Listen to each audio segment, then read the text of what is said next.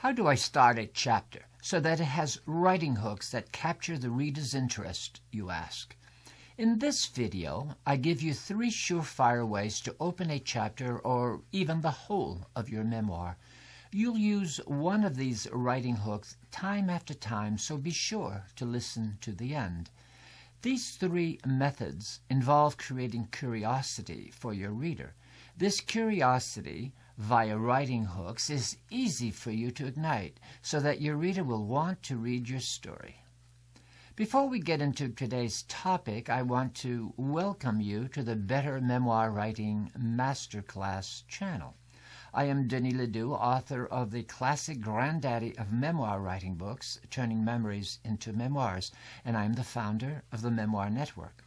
Now let's get to the 3 writing hooks for starting a memoir or a chapter.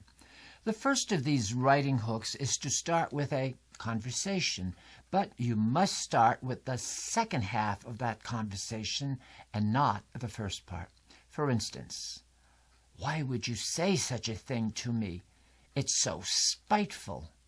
With this sort of second part of a conversation, you only get a reaction. You don't know what elicited this reaction, nor do you know if the reaction is appropriate or whether it is merely melodramatic. The only way to find out is to keep reading. The trick here, of course, is to make the second part of the conversation just a bit dramatic. It would not work to have the second part of the conversation be, "Oh yes, the weather is lovely." There is not much tension in that sort of second half of a dialogue. It will not of itself entice the reader to continue. A second method is to start in an advanced or late portion of the action. You only show, again, the reaction, the effect of the outcome. Here is an example. When she saw me walk in, she took a plate from the drying rack next to the sink and flung it at me. It whizzed by my ear and crashed against the door. Who would have thought that such a small thing would attract such a reaction? Again, we have no idea what transpired before the reaction of the plate throwing. The only way the reader will find out is to continue reading.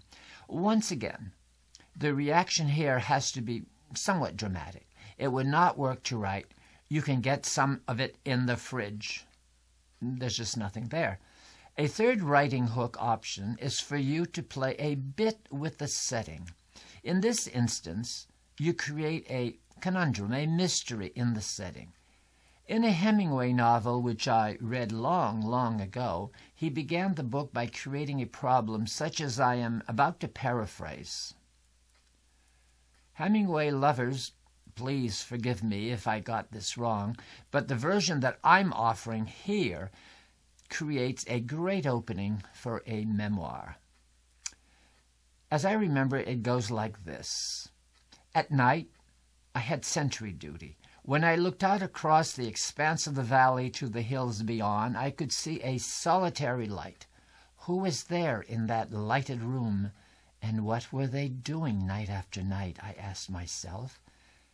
Every evening the light beckoned my attention. One day I promised myself I would walk over there and find out who was there. These 3 sorts of hooks create a question that can only be answered by reading more of the story.